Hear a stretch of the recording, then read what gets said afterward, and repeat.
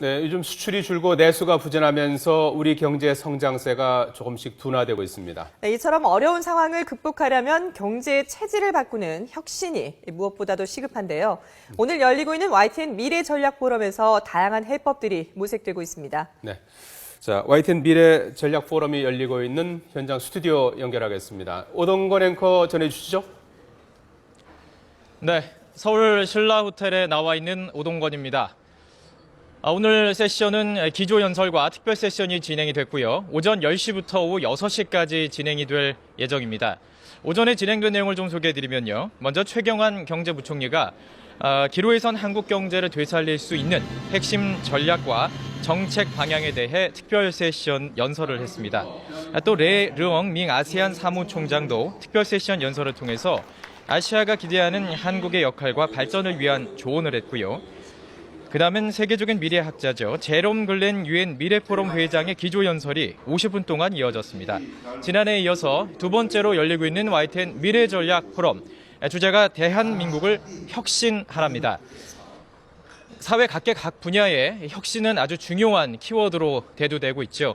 그래서 저희가 사회, 문화, 또 정치 모든 분야에 걸쳐 혁신이라는 키워드로 뉴스를 준비했습니다. 가장 먼저 정치 분야입니다. 최근 여야 공방이 계속 이어지고는 있지만 여야 모두 공감하는 것은 바로 혁신이 필요하다는 점이죠. 최근에 일한 만큼 세비를 받겠다는 움직임, 또 출판 기념회를 금지하겠다는 움직임 등 혁신이 이어지고는 있지만 여야 모두의 실천 의지가 중요하다는 지적입니다. 이만수 기자의 보도입니다.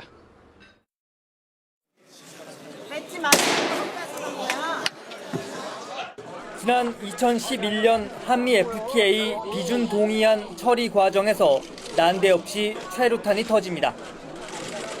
툭하면 볼 수 있던 여야 의원들의 격렬한 몸싸움과 막말 공방.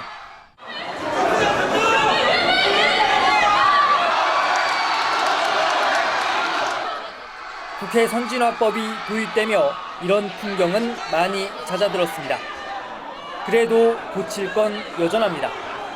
세월호법 협상에 막혀 지난 5월부터 몇 달 동안 국회 입법 기능은 사실상 멈춰 있었습니다. 의장으로서 국민 여러분에게 참으로 송구하다는 말씀부터 드리지 않을 수가 없습니다. 이런 모습을 바라보는 시선이 고울 리 없습니다. 여야가 너도 나도 경쟁적으로 혁신안 마련에 나서는 이유입니다. 정치권은 먼저 지난 세월호 특별법 처리 과정에서처럼 회의가 열리지 않으면 수당을 주지 않는 무노동 무임금 원칙에는 공감대를 이루고 있습니다. 정치 자금을 편법 모금하는 통로로 변질된 출판 기념회를 금지하는데도 크게 이견은 없습니다. 이번 의총을 거쳐서 국회의원의 그동안에 문제되었던 모든 기득권을 원천적으로 완전히 포기하고 내려놓는 결정을 했다는 데 의미가 있다고 저는 생각합니다. 새누리당은 여기에 의원의 겸직 금지 대상도 확대하겠다고 약속했고 새정치연합은 외부 인사들의 의정활동 평가와 오픈 프라이머리 도입 등을 추진하고 있습니다. 오픈 프라이머리라든가 선거제도 개혁 이런 건 어느 한쪽만 할 수가 없습니다. 여야가 국민의 뜻을 함께 수렴해서 해야지 올바른 혁신이 된다고 봅니다. 문제는 정치권의 실천 의지입니다. 의원총회 등을 통해 의견을 모았다지만 정치 상황에 따라 흐지부지 될 수도 있고 개별 의원들의 반발 가능성도 남아 있습니다. 근데 내년에 선거가 없거든요. 그러니까 의원들은 정작 관심이 없어요. 예? 그리고 자신들에 있어서의 불이익이 오는 것은 뭐 좀 얼굴에 철판 깔고서라도 반대하는 현상이 나타난 이유가 바로 거기 있거든요. 여론의 어떤 압력을 선거 때까지 유지시키는 것이 굉장히 중요합니다.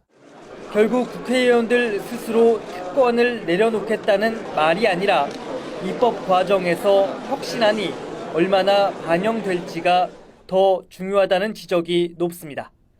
YTN 이만수입니다.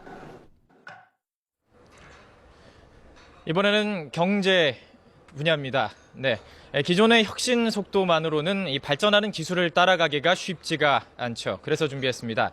신성장 동력 산업을 한상욱 기자가 소개해드립니다. 한국전력 구리 남양주지사, 태양광이나 가격이 싼 밤 시간대 전력을 충전해서 피크 시간에 쓰는 에너지 저장 시스템 ESS를 갖추고 있습니다. 각종 스마트 기기는 건물 안 전력 사용 흐름을 실시간으로 파악하고 제어합니다. 지능형 전력망 스마트 그리드 스테이션을 구축하고 있어서 가능합니다.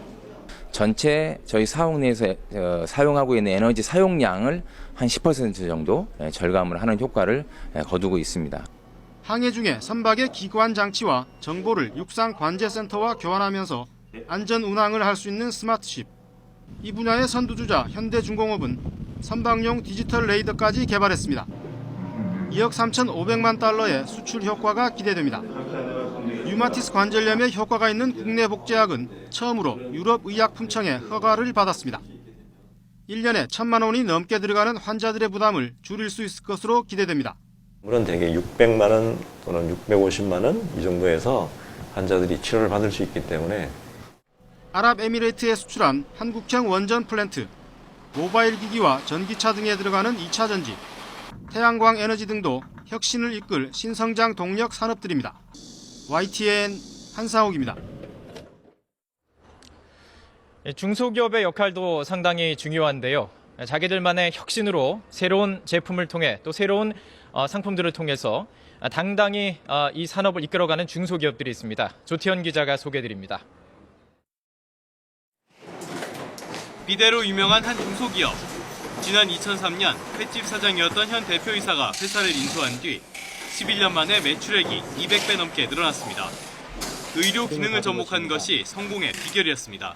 청결용으로만 했는데 저희는 관장 노즐을 개발해서 의료기기 시장에 또 진출을 했습니다. 그게 전 세계적으로 마케팅하는 데 큰 도움이 됐습니다. 지금까지 로봇과 풍력 발전기용 감속기는 일본과 독일에서 수입에 의존했지만 국내 중소기업의 노력으로 국산화에 성공했습니다. 점유율을 늘려가고 있는 이 회사의 힘은 지속적인 연구 개발입니다. R&D 매출의 한 6% 정도 이렇게 연간 계속 투자를 하고 있고요. 저희 전체 인원 170명 중에 R&D 인원이 25명입니다. 역시 끊임없는 연구 개발로 앞서가는 기술의 로봇 청소기를 만들어내는 중소기업도 있습니다. 저희 전체 인력 대비 한 30% 육박할 정도로 R&D 투자를 함으로써 많은 기술력이 좀 축적됐고 이러한 기술력을 토대로 품질도 제고되어서 해외 바이어들한테 좋은 입소문이 퍼지고 있다고 생각합니다. 이들 모두 규모는 작지만 강한 경쟁력을 갖춘 이른바 강소기업들입니다.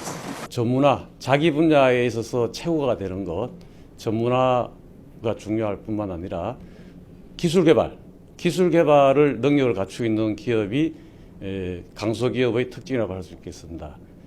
힘겨운 경쟁을 벌이고 있는 제조 중소기업이 강소기업으로 거듭나기 위해선 무엇보다 먼저 기술 혁신이 이루어져야 한다는 지적이 나오는 이유입니다. YTN 조태현입니다. 수도권과 지방 함께하는 혁신도 매우 중요합니다. 특히 전국에 있는 혁신 도시에서는 새로운 일자리 창출과 산권 활성화에 기대를 걸고 있습니다. 김범환 기자가 보도합니다. 우리나라 최대 공기업 한국전력이 나주 빛가람 시대를 열었습니다. 나주에서 적응을 하면서 이제 광주 쪽에 여행도 많이 다니고 새로운 문화를 접해보는 게 나주에서 생활하면서 저만의 목표라고 할 수 있을 것 같습니다. 한전 KDN과 KPS, 전력거래소도 함께 둥지를 들어 나주 혁신도시에는 에너지밸리가 만들어졌습니다. 배고픔을 해결한 녹색혁명의 기반을 닦은 한국농어촌공사와 농식품유통공사도 나주에 터를 잡았습니다. 우리나라 농업의 본거지에서 앞으로 행복한 농어촌을 만드는 글로벌 공기업이 되겠다. 앞으로 새로운 100년을 여는 시작이라고 말할 수 있겠습니다. 나주로 이전하는 공공기관은 모두 16개에 직원은 7천여 명이나 돼 지역 주민의 기대가 큽니다. 앞으로 활력을 찾을 것 같고 앞으로 우리 온도심 상권이 더더욱 발전되리라고 생각을 하고 있습니다. 나주 빛가람 도시는 인구 5만 명의 자족 도시를 목표로 조성되고 있습니다. 한국도로공사 등 12개 공공기관이 이전하는 경북 김천 혁신도시도 활기가 넘칩니다. 경상북도와 김천시는 교통과 교육 의료, 농생명 등 8개 클러스터를 구축하고 산학연 유치지원센터를 만들어 혁신도시를 지역발전의 새로운 성장 동력으로 삼을 계획입니다. YTN 김범환입니다. 이번에는 문화 분야입니다. 스마트폰과 인터넷을 통해서 이제는 드라마도 외부로 보는 웹드라마가 인기를 끌고 있죠. 이제는 드라마도 안방이 아니라 버스나 지하철에서 볼 수 있는 시대가 됐습니다. 김선희 기자가 보도합니다. 올해 21살의 대학생 연예인 씨. 버스를 기다리는 동안 친구들과 스마트폰으로 웹드라마를 시청합니다. 굉장히 짧은 시간에 볼 수 있기 때문에 친구들이랑 같이 공강 시간이나 아니면 이동하면서 버스나 지하철에서 보기에 굉장히 좋은 것 같아요. 직장인 이수웅 씨도 점심시간을 이용해 웹드라마를 즐겨봅니다. 단시간에 저희가 확 빠져들 수 있는 그런 주제들을 선정해서 좀 더 일반 드라마보다는 재미를 좀 더 많이 유발시키는 것 같아요. 한 편의 10분 분량으로 스마트폰이나 인터넷으로만 볼 수 있는 웹드라마. 지난해부터 인기를 끌더니 올해만 30여 편이 넘는 드라마가 제작되고 조회수가 1,000만 건이 넘는 작품도 나왔습니다. 처음에는 대기업이 홍보용으로 제작했지만 수요가 폭발적으로 늘면서 인터넷 포털과 연예기획사, 지상파까지 참여했습니다. 지금 요즘 온라인을 통해서 주로 보는 영상들의 시간대가 5분에서 10분대 짤막한 영상들인데 이런 영상들 안에서 어떤 스토리물로서 어떤 그 포지션을 잡지 않을까 생각하고 있습니다. 드라마 소재도 더욱 다양해졌습니다.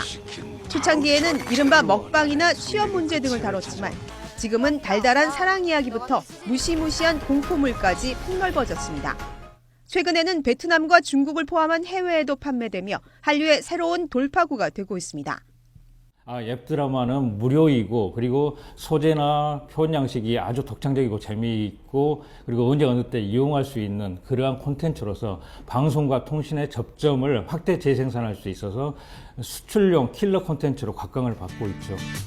손안의 작은 극장으로 불리는 웹드라마. 언제 어디서든 가볍게 즐기는 스낵컬처의 대표주자로 떠오르며 새로운 드라마 시대를 열고 있습니다. YTN 김선입니다.